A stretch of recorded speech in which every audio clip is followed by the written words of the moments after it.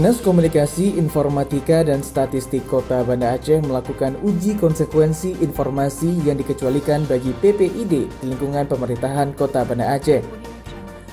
Komisioner Komisi Informasi Aceh (KIA), Ibu Tasmiati Emsa menjelaskan, pada pasal 19 Undang-Undang KIP, pejabat pengelola informasi dan dokumentasi di setiap badan publik wajib melakukan pengujian tentang konsekuensi sebagaimana yang dimaksud di dalam pasal 17 dengan seksama dan penuh ketelitian sebelum menyatakan informasi publik tertentu yang dikecualikan untuk akses oleh setiap orang. Pasal 6 Undang-Undang KIP menyebutkan, badan publik berhak menolak memberikan informasi yang dikecualikan sesuai dengan ketentuan peraturan perundang-undangan.